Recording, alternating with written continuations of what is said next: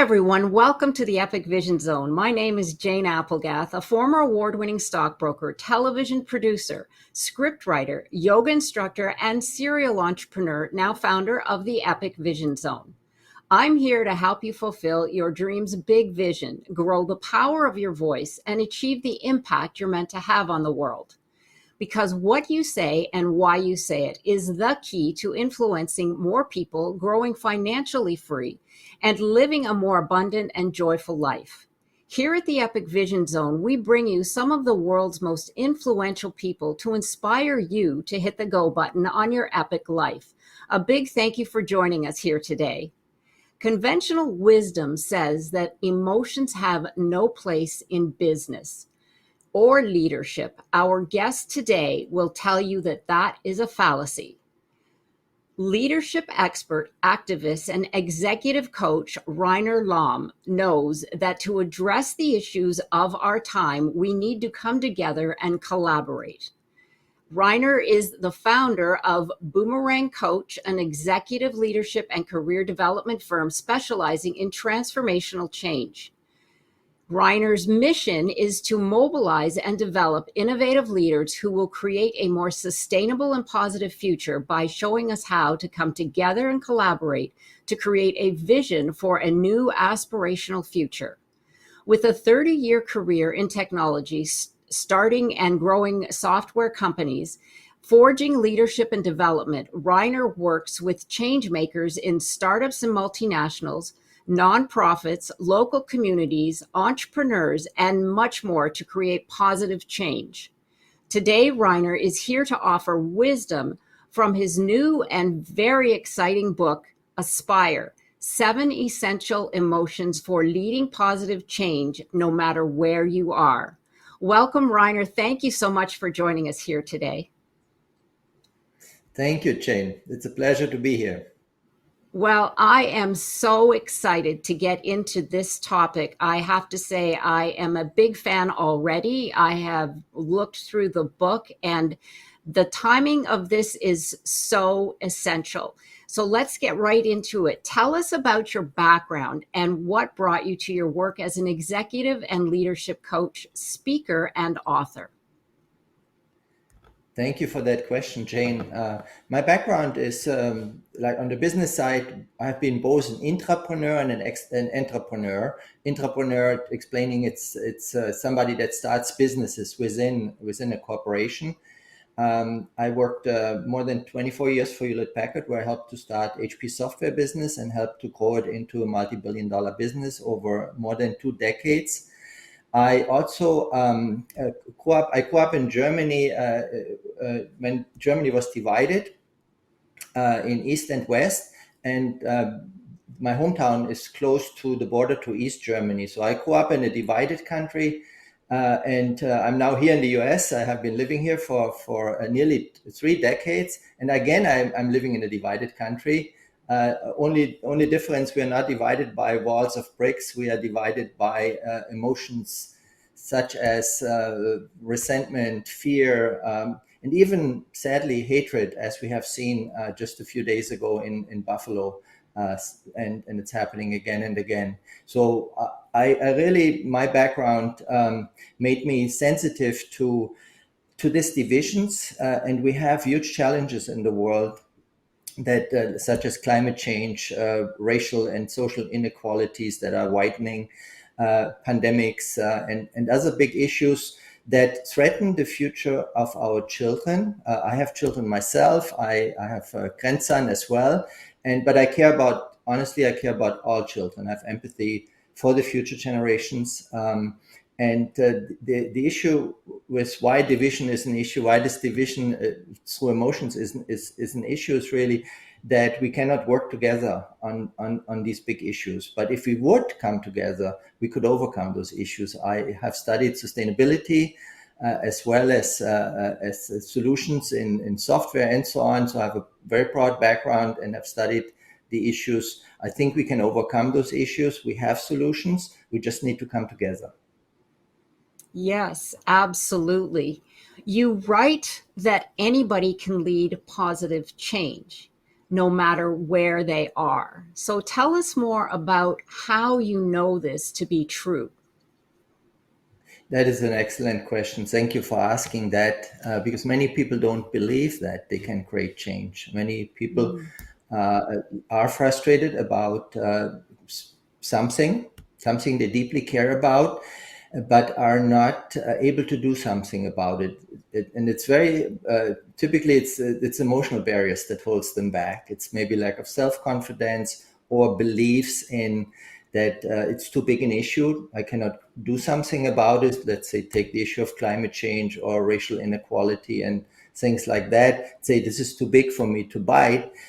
My experience is, and this comes from the diverse background that I have. I grew up in a village, in a family with small family businesses, where every day I saw people making a difference. Now, this was a much smaller environment, villages and small towns, and so you could actually see. I could see as a child growing up how people made a difference in other people's life every day. Now, I took this into the corporate world. In my leadership roles, in let's say at Hewlett Packard and so on, I acted as if this was a family business. If this was my business, that the people were my family that would work for me on my team, my peers, my bosses, and so on. My partners that I worked with around the world in Asia, in Latin America, in North America, in Europe, and so on. I treated them like I was brought up in a family business. So back to your question about how do I know that anybody can make a difference? First of all, I experienced it myself. If there was something I wanted to change, like starting a software business, or I was also an activist when I lived in Colorado for nearly 20 years in climate change at a local level, we can learn. So we can learn to create change by influencing the behavior of others. But we need to know who are the key stakeholders we want to serve, who we want to create the change for, who are the ones that we want to benefit from the change. And people very often think very big and say the issues are too big. But if we break it down into smaller issues, let's say if we take climate change at a local level, at a local community, like I did in Colorado, a city of Fort Collins, 130,000 people, then suddenly it becomes manageable. Suddenly you can identify who are the key stakeholders I need to work with. What is my vision for the city to create a sustainable city? And who do I need to influence, and how do I need to influence them to change their behavior? And in order to do that, how do I need to change my behavior? The same with starting a software business too.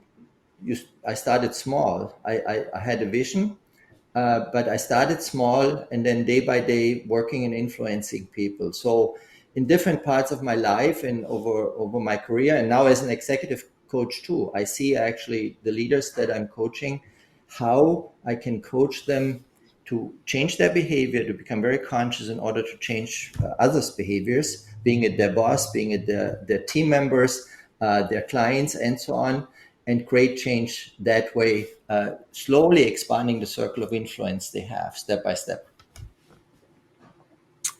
That was magnificent, Reiner. Absolutely. I got so many takeaways from that. I love your philosophy of treating your business team as family. That is that is a wow. I mean, if we could just go in with that mindset in every sense of the word, it completely shifts your perspective. Completely shifts your perspective. And you're right, take a bite of you want to take a piece of the pie. You know, they say the journey of 1,000 I'll get it wrong, but it starts with one step. And so everyone can make a difference, and that influence spreads like dominoes. Yeah, absolutely. I mean, I love that, because that's what we're doing here on the Epic Vision Zone, is sharing the knowledge, sharing the inspiration, and sharing the resources for people who are wanting to grow, are wanting to learn, and wanting to be inspired. So that was just absolutely perfect. Thank you so much. Getting on to your book, give us a brief synopsis of your book, Aspire, and it's why you wrote it, and the timeliness approach of what's required to lead today. Yeah. So let me break it down in two parts. One is why I wrote it, and second, what it is about. What are the basic ideas, the most important ideas. Why I wrote it is really, I believe we need the state in which we are in the world, and that's true for our society as well as our, like, at a community level, and at a national and at a global level, as well as within organizations. From my observation in coaching leaders, in observing the world, and the challenges we are facing, is we need to change the way we lead. That was, and I explained the reason before, is we are living in a divided world, divided by emotions, by things that keep us apart at the emotional level. But our challenges require us to work together. So, in order to do that, we need to create an emotional shift. So that's why I wrote Aspire. I have been trained as an ontological coach many, many years ago, and then I deepened my work, especially in the dimension of emotions. Now, ontological coaching has looks at a human being from multiple dimensions, both from a physical, as a somatic way, as well as intellectual way, and from the emotional state. But I found myself having the greatest impact in terms of creating a shift and a transformation in leaders working in the emotional space, because of that's where people are not typically have been trained and learned a lot. So that's a big leverage itself. Now let me go from the why to the what. What is in Aspire? The three basic ideas of Aspire, and to summarize them, one is anyone can change. Anyone can learn to create and lead change. Everybody can be a change maker. You don't necessarily need to be you can be a formal leader. That's helpful, but you don't have to be a formal leader. You can be an executive, a CEO. You can be a team leader, first line manager, all the way to the C level, but you don't have to. You can create change, and I have experienced that, and I see that with people that I'm coaching. If you are not a formal leader. The second is, in order to create change, in order to lead change, one needs to change behavior, influencing others to change their behavior. But first, starting with yourself, starting with myself, how do I have to change my behavior to help somebody else to change their behavior? Now, that's the second idea. The third idea is that what is a powerful driver of our behavior are the emotions, but they can also be a barrier to our behavior depending on what emotional state we are in. There are certain emotions that help us to show the leadership behavior we need in a given situation, and there are certain emotions that keep us from showing that leadership behavior. Now, if we create an emotional shift to that desired leadership behavior from the undesired one, then suddenly that behavior becomes available to us. So, give you the example of a leader must have a vision. If you talk about an epic vision in your show, I love actually the term saying, think big. I train people when I do innovation workshops, like teams, leaders, or whole organizations. Have an epic vision, have a vision, dream big, now and then break it down into small steps and how to get there. However, if you are not in the emotional state of optimism, you won't be able to look forward to an epic vision. If, let's say, resentment, which is an emotion of the past, holds you, like holds your mental energy, the stories that go through your head in something that happened to you in the past, and you are ruminating on it, it takes all the mental energy, and it keeps you emotionally and mentally from thinking about the future. That's just one example of an emotional shift that is required for somebody leading towards a future. So the third idea, basic idea of the book is that You can create change. You can show the leadership behaviors that create positive aspirational change if you learn to become aware of your emotions. You understand, is that a useful emotion for me to show the leadership behavior, demonstrate the leadership behavior I need in this moment as a leader to create change? If not, what is the emotion that I need? And learning to shift. And you can learn to shift emotions. Many people believe that emotions are automatic and I cannot do anything about it. It just come up. I just get angry when you say these things, or I just get frustrated or whatever. That's not true. You can actually learn to be aware of your emotions. You can actually learn to change your emotions. Now, this does not mean that if you have an emotion that is undesirable, it's not a valuable information. So I'm not talking about, some people talk about toxic positivity and things like that.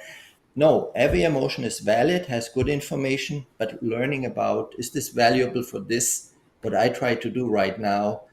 And then what is the emotion that is more helpful, and then shifting to that one.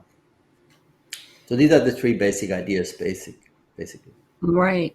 That so powerful. Our human instinct is to react. Uh, but what I hear you saying is we need to pause and be aware of what that reaction is going to, how that will be brought forward, and how people will then react back to us. So yes, I completely, I can see that. And I remember reading a story in your book with reference to a manager or a leader, and she said that she couldn't get her team motivated, and then she got angry because she couldn't motivate them, and that energy actually demotivated them even more because they became frustrated and resentful. And I don't, in your book, I don't think she was realizing that was what she was doing, because she was reacting to them not working, but they were reacting to her being angry that they weren't doing. So it becomes a vicious circle. But absolutely, yes. And how you shifted that and you made her aware of it. Awareness is so key. As human beings, we all go on automatic pilot too often. So when we bring ourselves and realize the awareness and that what we're feeling and how that's going to be a change into a behavior and then feed into the rest of either the corporation, the team, even your family. It serves us in every way. It's so powerful. Thank you so much for sharing that. Now, you have a beautiful story in your book, and it's really about the fall of the Berlin Wall. And I know you spoke a little bit about that, but share with us your experience of the fall of the wall and how that story sort of you learned from it and how it was regarding in leadership. Yeah, thank you for asking this. It's a very powerful story, because in the book I describe two dimensions of it. It's one from an individual perspective, like how there's one individual, Anke is her name. She has become a friend of mine. That's how I know about the story. She grew up in East Germany in the city of Leipzig, and then it describes also the story from a large scale change, from a larger societal change. So let me go back to 1989. In the summer of 1989, thousands of people were fleeing. East Germans were fleeing to the west. There was a route opened through Hungary, because the border got some holes, basically. The Hungarians were not as vivid in keeping the border safe. And so people found that out, and they were fleeing into the West because they were pessimistic that their demand for freedom and democracy would be answered by their government, by the East German government. Now, they had some hope because of Gorbachev's perestroika and glasnost and those policies to open up the society a little bit more. But their own government, the East German government, was still very strict. Any kind of voicing demands and going to the streets and demonstrating was beaten down with power. People were jailed and so on. And so in July, of 1989, that summer people were still very pessimistic, and Anke herself was pessimistic. She was 18 years at that time, and she one day, I think it was on July 30th, she had this inner shift to optimism, in terms of feeling optimism. If she would try to flee, that she would be successful in making it to the West.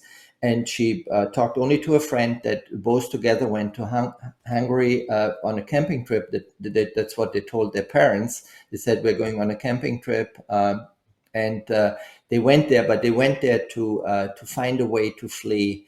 And they waited there near the border to Yugoslavia for about 2 weeks. Every day they went to the side of the road and waited for a truck driver that would help them to get across the border. And after 2 weeks, a West German truck driver said, I will take you. And at night was hiding them under a tarpaulin on the back of the truck, driving to the border, rolling to the border. And the border guard was basically investigating with a flashlight. And she told me that the border guards were so close that she could hear their breathing, and they were holding their own breath because they were afraid that they would be discovered and then maybe jailed, and maybe something even worse happening to them.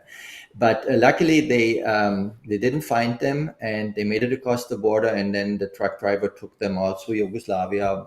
I think it was a 24-hour drive across the border to Greece, and then they went to the consulate, and the German consulate, West German consulate, flew them then out to West Germany and into a refugee camp. And from there on, then they built their new life in the West. Now, that was one story of a shift from pessimism to optimism, and how that made them act to create the future they aspired to. Now, at the same time, in East Germany, and specifically in the city of Leipzig, which is about 500,000 people, they were a little bit ahead in terms of driving change and demanding change than other cities. And there were two young pastors in the Nikolai Kirche. They held Monday prayers. And starting with September 4th, so this was towards the end of the summer, after the Monday prayers, starting with a handful of people, they would then, after the prayers, the peace prayers, they called them, they went out into the street and demonstrated peacefully. And that number of people was growing so rapidly from Monday to Monday, week after week, to 70,000, to over 100,000, to eventually 320,000 on October 23rd, Monday, October 23rd in Leipzig, when more people were marching the streets than were watching them from the windows. And at that point in time, because of these masses of demonstrators, each of them had become optimistic that if I do something, I can help to create change. So this is how a shift from pessimism, that I cannot make a change, to optimism, that I can make a change if I join the movement, created change. And because it was so big and they were peaceful, the police did not beat it down, because it was just too big to beat down, to stop. Right? Now, other cities followed, encouraged by them, and millions of people were demonstrating across the whole country. In other cities, in Berlin was probably the most visible then. And then 2.5 weeks later, after that large demonstration in Leipzig, the wall fell. And the wall fell because there was one guard, Harald Jäger is his name. He was like a supervisor that night. He was just surprised by himself. He was at the border, and government official had announced that the border would be open, but it was not true. And so they all came to the border, and his colleague said, let's get the machine guns out to stop them. But he said, no, he was the supervisor that night. He said, no, we're not going to do that. And then, long story short, at the end, he decided to open the border, and then other border guards followed, and the wall fell that night. And many people saw then the cheering crowd in Berlin, and then East and West Berliners reuniting, families, friends, ecstatic and totally celebrating, right? So that was an example of a large-scale change by changing emotions. Decades of negative emotions, of fear, of pessimism, and so on. Another example, how an emotional shift that was created. You're talking about an epic vision that was created by an epic vision, and the epic vision was freedom and democracy. And freedom meant freedom to travel, freedom that I can choose my own government, democracy that I can vote for the government that understands my needs and is creating a future for me that I aspire to. Right. So these were higher aspirations that drove them and took that allowed them to take the courage. What wonderful insight, and what a beautiful story to demonstrate the power of optimism, the power of a shift in emotions, that becomes a movement, and how it demonstrates also that one person can make a difference, because our emotions are contagious. So whether it's pessimism, anger, we can see the anger today. We can see how that's contagious, unfortunately. But on the other hand, you're right. If we come together and start believing that we need to collaborate, we need to understand this.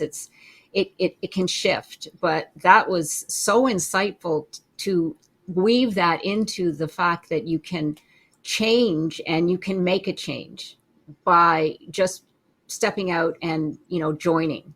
That was beautiful. Thank you. Now, the 7 essential emotions to lead. Tell us what those are and why you chose them. Yeah, thank you for that question. This is a very that's a very good question. How did I come to those? Why did I choose them? And what are these emotions? Let me start with the why again. I shared with you that I studied ontological coaching, which is a more holistic approach to coaching, looking at a human being from a holistic human perspective, both from your somatic perspective, how you experience the world physically, how do you experience the world intellectually, rationally, with your language and with your thoughts, and but also how you experience the world emotionally. Each of these 3 dimensions are always kind of trying to get in alignment, and also they determine the disposition in each of those 3 determine how you see the world, what possibilities for actions you see, any situation you go, and shifts in any of these 3 dimensions can allow you to see new possibilities for actions. Now, back to the why. I went deeper into the dimension of emotions. I always work also with the somatic part. I watch a person, how is a person showing up physically? What are they saying? The language they're using and the words and so on, and so helping to create a shift there. But I saw a very powerful shift in when somebody that had never worked in the emotional space or very little, just doing a little bit, changed the possibilities for that person. And so there is over 250 emotions that drive our actions, behaviors, thoughts, anything we do, we say, we act. There's no action we take that is not affected by our emotions. And they are more powerful than our rational thoughts. We can think ourselves into action, but our subconscious mind, from where the emotions are kind of a window into the subconscious mind very often, like our dreams are too, drive much more powerful how we act and what we're able to see and to do. So that's kind of the why, the power of it, and as an opportunity, a possibility for driving change, for creating change in a positive way.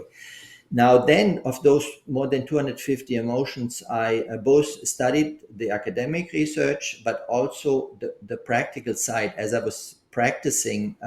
So I lead innovation workshops, transformational change workshops. I coach people to create positive change. I observe myself. I work constantly on myself as well. And then in my family context and community and so on, I distilled 7 emotional states that are especially useful to drive 7 corresponding behaviors, leadership behaviors that are absolutely essential for leading positive change. And so I built them like a pyramid, as the foundation is empathy. And especially emotional empathy allows us to care. Any leader needs to care. A leader that doesn't care we don't trust. If leader, we believe a leader doesn't care about our needs, the stakeholder needs, the client's needs, we don't trust that leader. A leader has to care, needs to care, and emotional empathy is what drives caring. Now, caring is not enough because you can care about something, but you still might not act on it. What gets you to acting is the emotion of compassion. Feeling compassion, it gives the commitment to serve the needs of the other people, to serve, to alleviate the suffering of somebody, or to meet an important need of another person. Let's say your friend's mother dies, and so empathy, to feel with her, gets you to caring about her, but it's compassion that makes you call her and say, can I cook you a meal? Can I come by and hold you and maybe spend the night with you? That's kind of what compassion does. So the next level of to show the leadership behavior of serving, so we're talking about servant leadership, you need compassion, and that commits you to serve. Now, leaders also, if a leader wants to create an aspirational vision, a vision that meets the needs of the people, the leader needs to have needs to understand the issues. So let's say somebody wants to transform the US healthcare system, which is very complicated, right? The leader who is assigned to do that task will not be able to do that if they don't understand the complexity of it. Will also not able to do it if he not really understands the needs of the people. What are the healthcare needs that people have? Now, this is a very complex example, but that applies for any leader at, let's say, at the global level.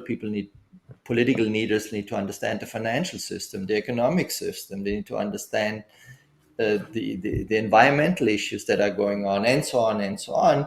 So understanding, but without interest, which is the emotion that drives, that motivates us to try to understand something, people don't gain understanding. There's a wonderful example in Angela Merkel's biography that I recently read.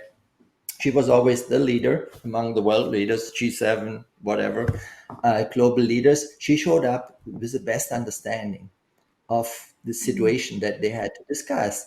Most of the world leaders had superficial know-how. Maybe they had the experts in the back, but she always had studied up and so on. But where did that come from? It came from her deep interest to understand.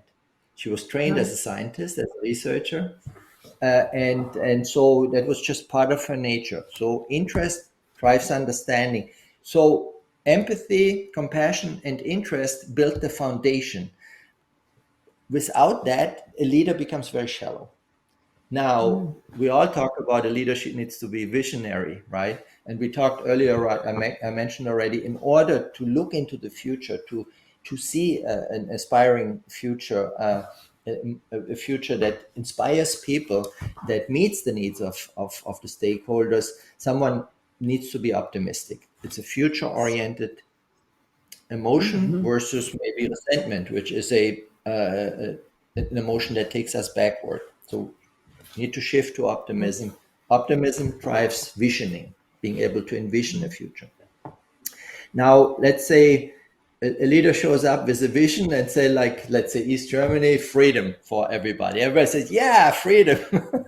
You still have to mobilize the people to go to the street and fight for it. Now, when you're an entrepreneur, your entrepreneurial listeners have a vision of a new business.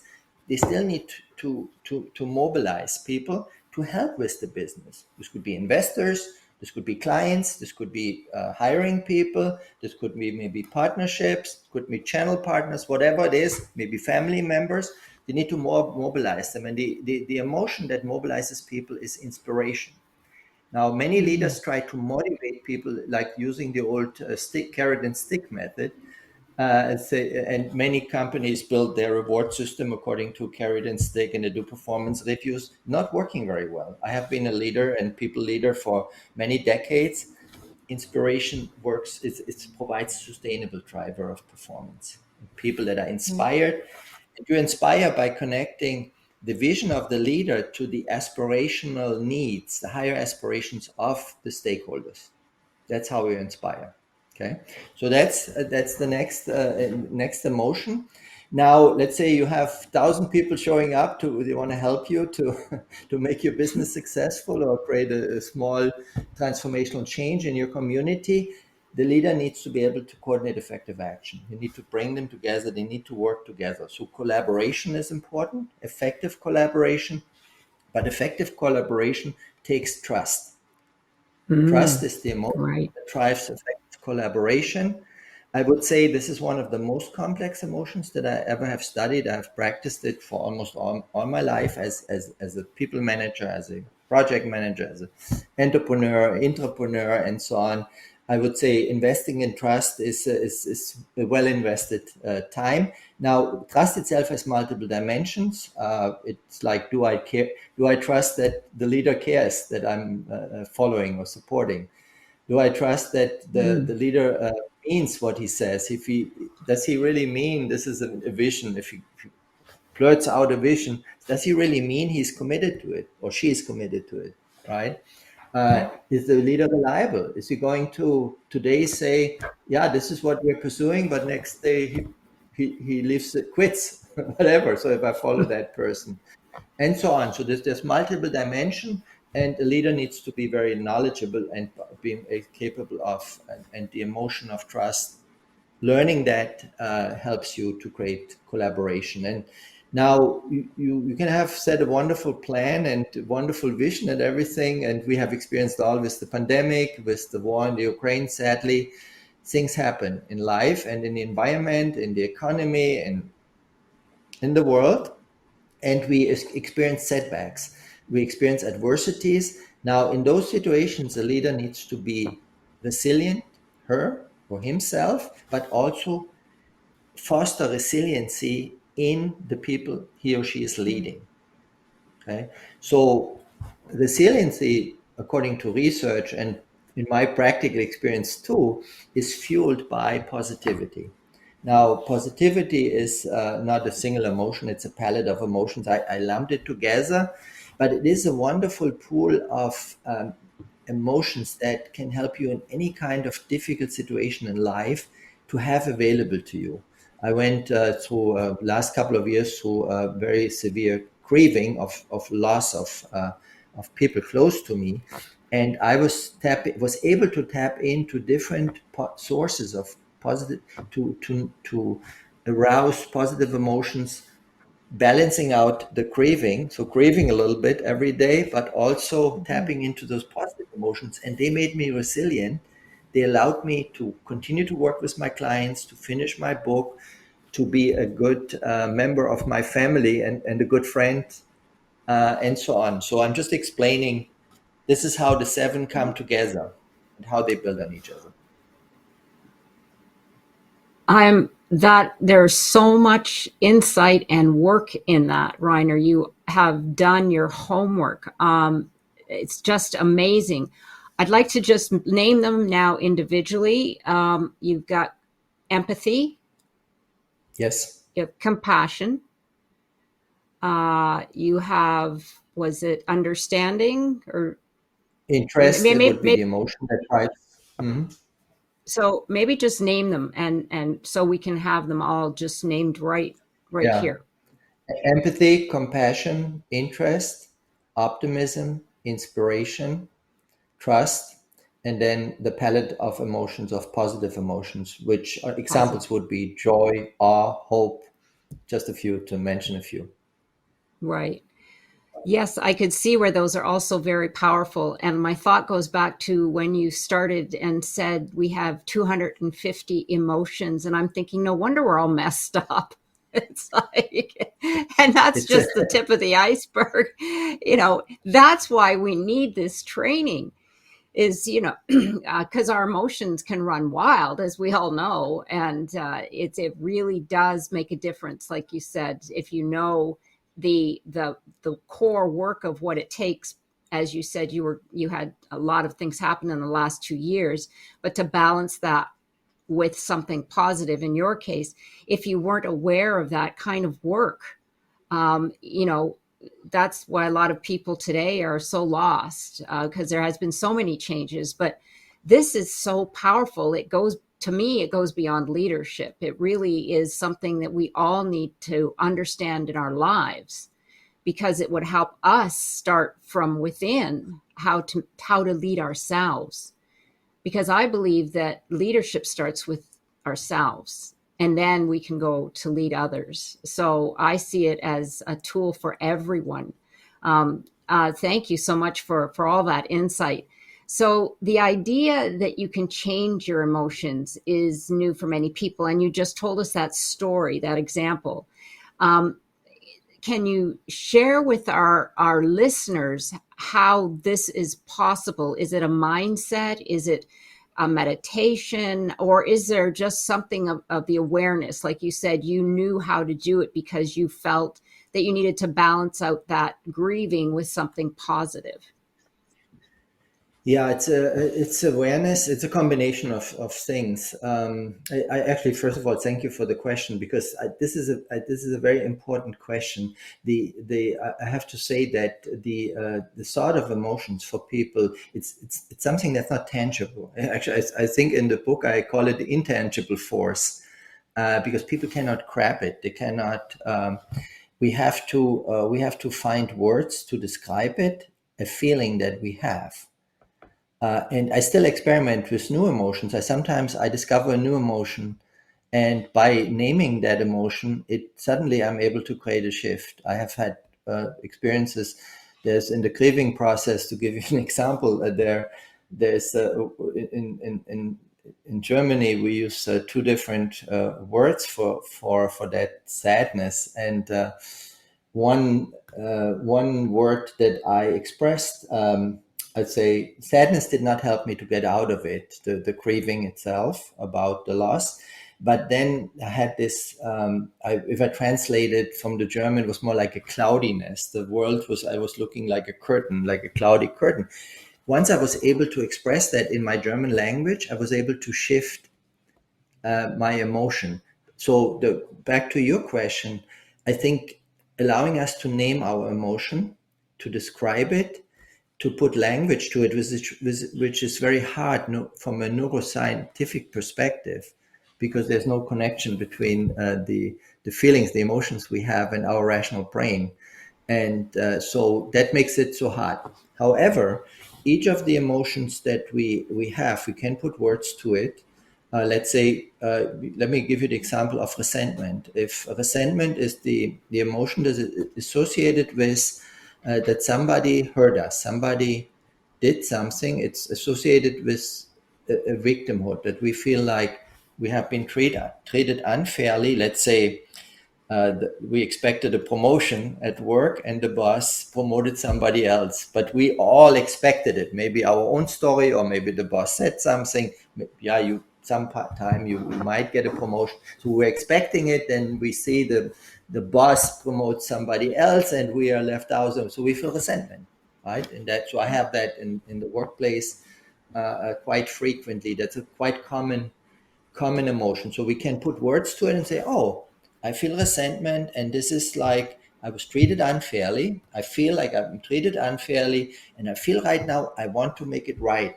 Now our brain is ruminating over that unfairness and keeps us in the past.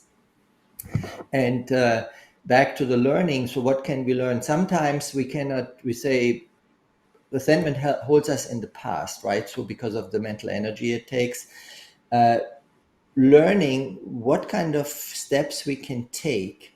So in this case, what I coach people is to move to acceptance first, which is another emotion, which acceptance in that case means I accept that it is an action that happened in the past, and because it happened in the past, I cannot change it.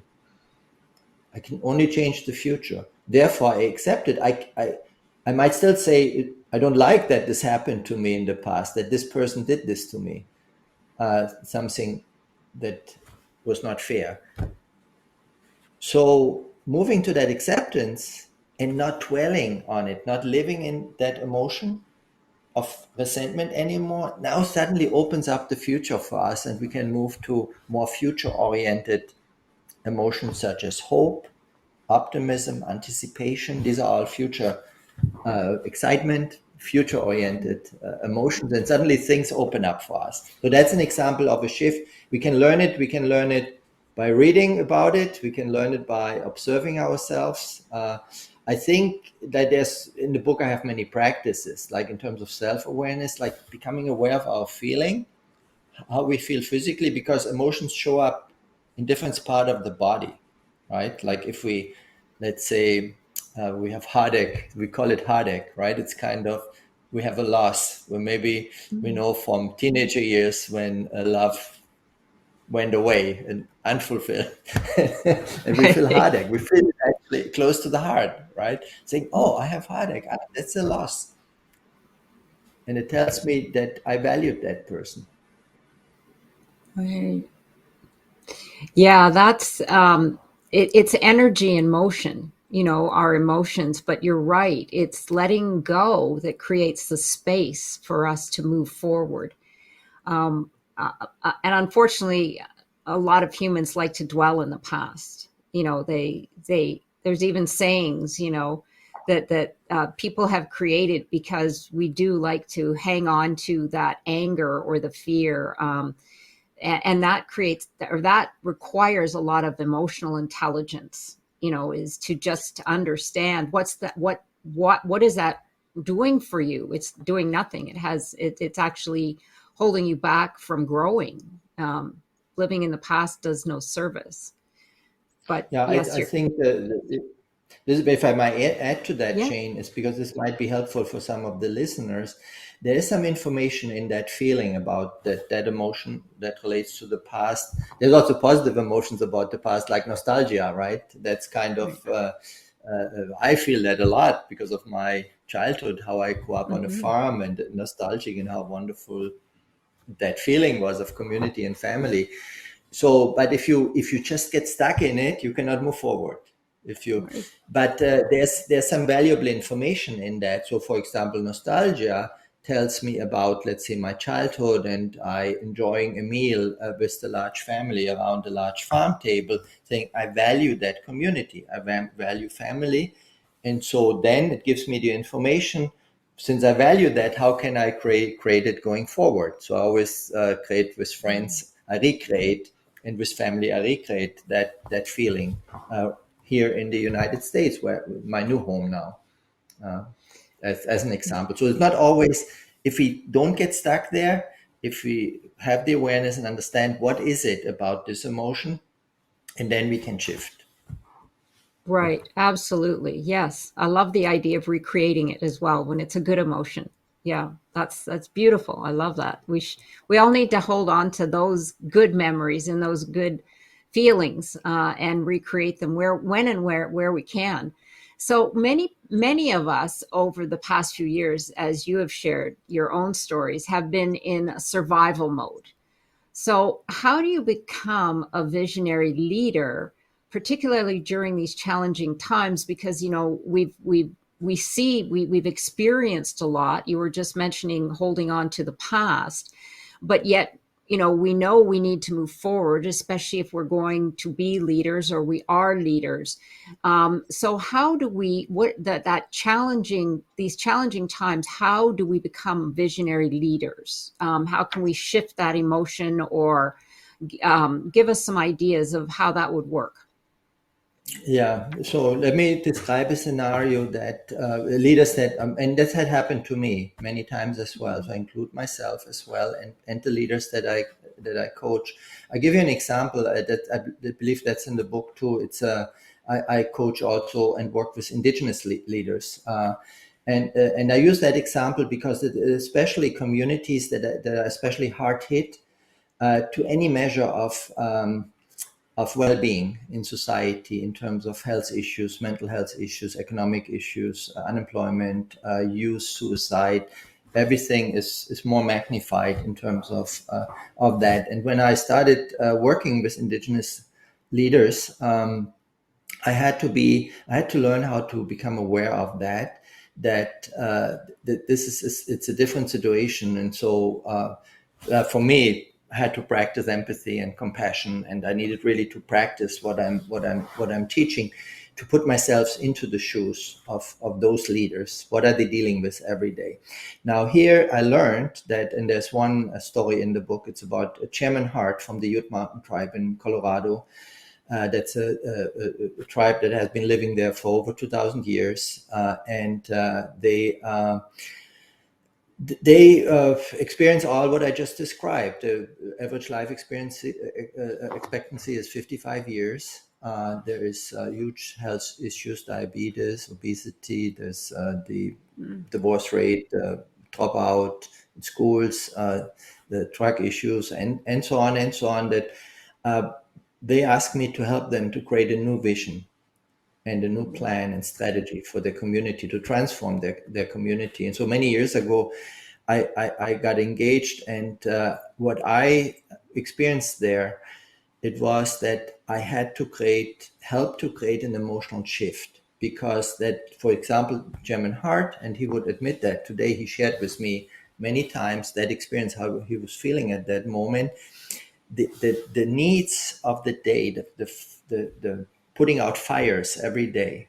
Let's say that again, somebody died in the community. Again, somebody committed suicide. Again, we have somebody put in jail, like a young person that or drop out of school. There's somebody that lost their home, and things like that. So all these issues that doesn't allow a leader to even take time to think.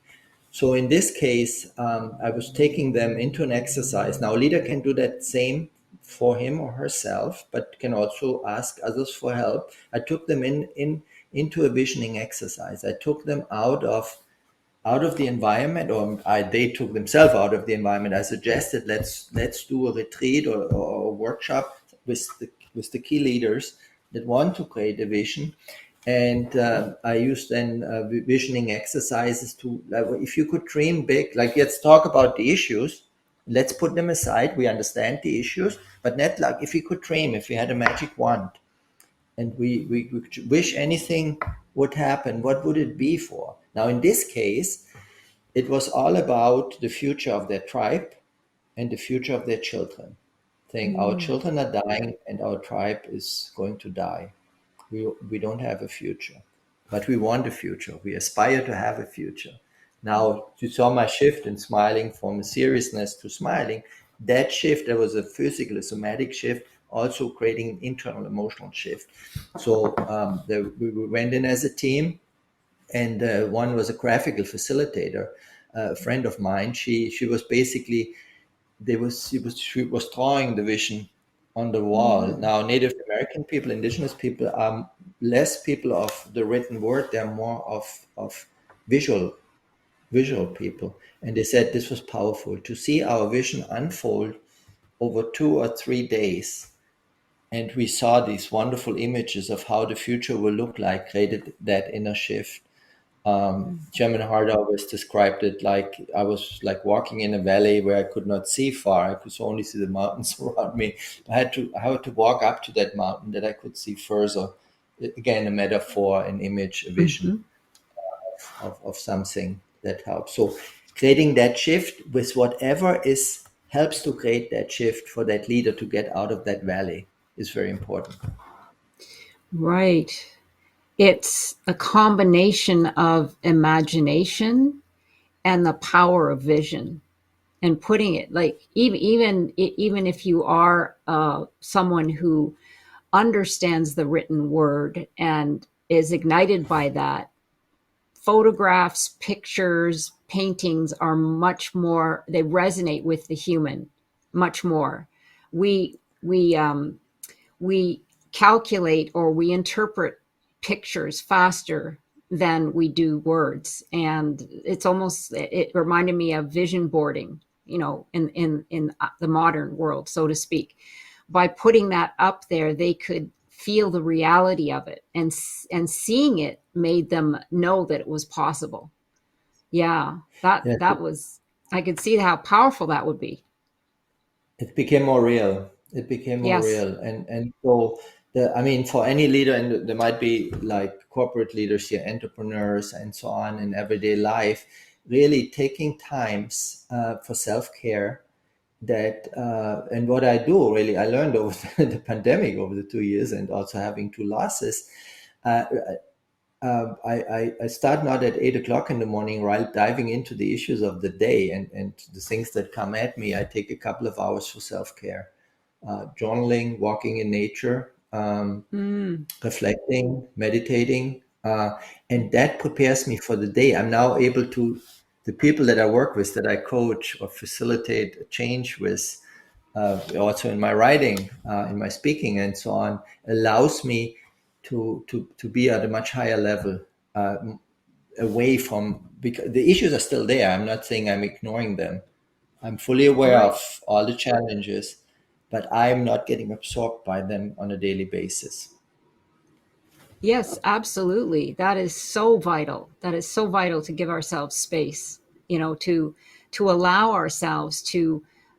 We need to ground ourselves first. That's why I say I believe leadership begins with ourselves, and self care is so vital for our vitality.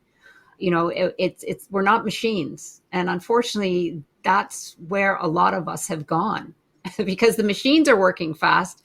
They've made us work faster. So it's.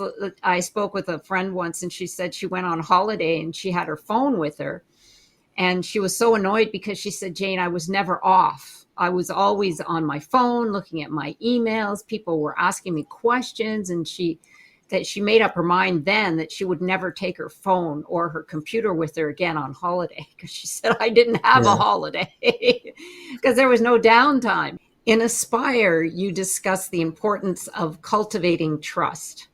And you've talked a little bit about that in the seven elements or essence elements that we need.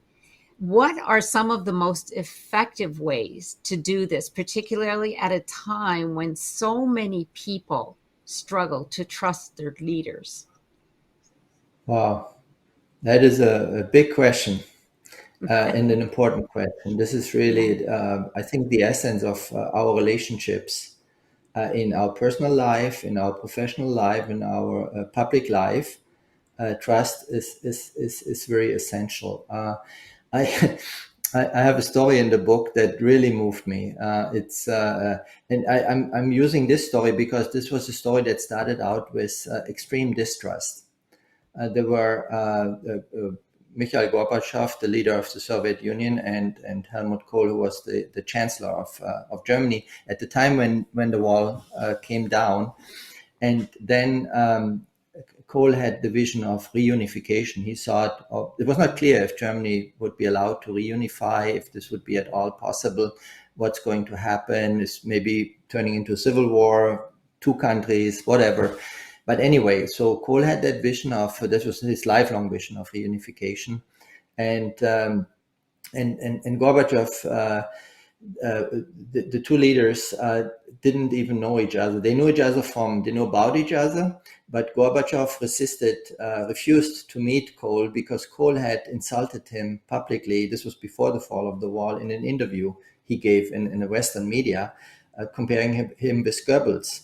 And then also Gorbachev, who was a child in his hometown village, which was occupied by German troops and ransacked by German troops, and his father was wounded fighting against the German invaders. Really, there was all the reasons not to trust the Western leader, the West German leader, Kohl. And Kohl had expressed publicly that he just didn't trust Gorbachev. So they started off with a very rough past. Now, Cole had this vision, this kind of really an higher aspirational vision, and he said, "I have to do something. I cannot not do that. I need to." For him, it was clear, in order to work together to make this happen, I need to build trust. And so he apologized. It took a year. He sent the apology with the president of West Germany, which is more like a formal role, but not governing. But the president Weizsäcker delivered an official apology, which opened the door for first meeting. And in that first meeting, Kohl made very important moves. He connected with Mikhail Gorbachev. He's at a human to human level, going back to their childhood, saying, "I understand. I learned what you went through." And I want to tell you that I also had some loss in the war, and I suffered through the war. I lost my brother. You almost lost your father. And so that way, he connected at a human to human level. He didn't look at him as a leader of the Soviet Union, which at that moment was more an adverse type of partnership, and he connected at a human to human level. I have in my leadership roles, I managed quite a number of large and global teams, different people from different countries, people that didn't know each other at first, and they came to me with complaints about the other through misunderstandings or not. They didn't trust each other. So I always made an effort to bring them together physically in once a quarter for retreat somewhere in the world, because I had to invest that time and money to build trust so that they could collaborate. Our business could not have been successful if those people could not collaborate, and the essence or the driver of that was trust. So Kohl then, back to him and Gorbachev, they had then a series of meetings. The next meeting after Moscow was then in Germany. There was a long visit with 3 or 4 meetings, some official and also very private meetings in Helmut Kohl's home, where they, hours over a home cooked meal, discussed their personal things, and they discussed about their vision. They learned about how much each other cared. They cared about the same things. They cared about the people's well-being in their country. They found out they had a similar vision about Europe, how a unified Europe. Even Gorbachev had the vision that the Soviet Union eventually, with Russia, could become part of a unified Europe sometime in the future. So with time, they got to know each other better in terms of what do you care about. I trust that you care about your vision and the integrity of your vision, but also your capability as a leader to take our agreement home and make it happen at home, and also about your reliability, that you would actually do what you say repeatedly and so on. And so in that long time frame, multiple years, they built the trust that eventually sealed the deal of the reunification. Gorbachev eventually in 1990 in the summer signed the reunification agreement from Soviet Union agreeing to it, and even allowing West Germany or Germany to be part of NATO, which was a big surprise. Yeah. That was built on Common. trust. Absolutely. It's interesting. From the beginning of your story, what struck me was finding commonality. We share so much as humans. There, like you said, he went back and he's told his story, that he had suffered losses, and he understood that his father almost died. The war was something that they shared, and it was a common thing that they shared, and that's where the trust started to grow, because he saw him first as a human being, like you said, not as a leader. Like they weren't there banging heads with what I want for my country and what I want for mine. But and when they had dinner in their homes, that also brought it more to the human level. And that is so interesting. I find that you're right. That helps build trust when we understand that we're all human. We all have a lot in common, and how can we bring ourselves together to trust each other, that we're all here for the common good, right? And therein lies the word Yeah. common. Yeah, so that's really Yeah. interesting. That was a great story. So Reiner, before we go, what do you hope your book Aspire can give to readers? I really, my hope is and wish is that I inspire people to create change no matter where they are. To your listeners, if you have an area that you're dissatisfied with, maybe for a long time, an area you deeply care about, it might be a relationship in your family, in your circle of friends, it might be maybe something bigger in your community, maybe even something of global dimension. No matter what it is, believe that you can create change. You can be a change agent, but you don't have to do it alone. And the seven emotions and leadership behaviors in Aspire, practicing them will lead to that. You can change always one person, but you can also increase that circle of influence that you're having step by step, so that I have people that expand their circle of influence from a few people to thousands. So you can do that too. And that's my hope for this book, for you listeners. Well, thank you. Thank you so much for that and all of your incredible information. I know there is so much here to unpack, and we could probably go on for another hour, but please do, to our listeners, purchase a copy of Aspire. I have got my own copy right here, and I am just totally enjoying it. And it's wonderful, too, as I was telling Reiner earlier. So much is in story form, which really helps you put all of this work into perspective and resonate. It brings it right home. So, to ask you an open question, what are you most excited about in your life right now? Right now, I'm most excited about the possibilities we have, despite all the challenges that the world, we have so much, I would say, people that want to create positive change. So I see myself as a piece of it, a person of a larger movement. And I want to make my contribution, and I'm excited that I'm still healthy and I can do that.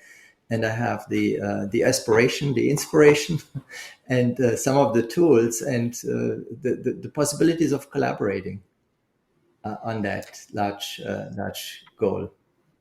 Yes, I'm with you there. I am very excited about things that we are learning. We've got there's so much going on in the world that is good, that is happening, that people are coming together and collaborating. One of them is this platform.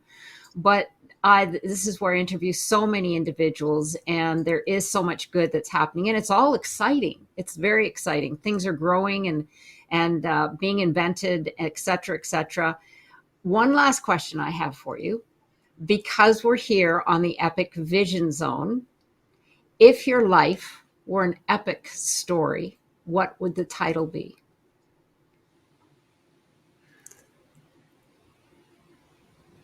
That's a wonderful question.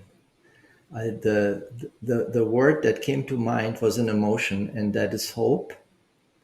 But hope for all the people that are out there, for all beings. Actually, I would include not just human beings, but all beings. Beautiful. Hope for all beings. That's a beautiful title. Isn't that interesting that emotion came to you? That's really interesting. Well, Yeah. thank you so much for that, Reiner. And that's one of the questions I ask every speaker, because I love to hear their answers, and it really does. It triggers their imagination, and also it hopefully, like you said, makes them think to their bigger vision. So thank you again for joining us here, and be sure to check out Reiner's website at reinerlomb.com and his book Aspire, 7 Essential Emotions to Leading Positive Change No Matter Where You Are. And you can find his contact information also on the Epic Vision Zone bio page. Be sure to follow me on Instagram at Jane Applegath, and check out how you can become an epic entrepreneur at janeapplegath.com, where you can also download your free keys to your dreams. This is the Epic Vision Zone, transforming your dream into epic success.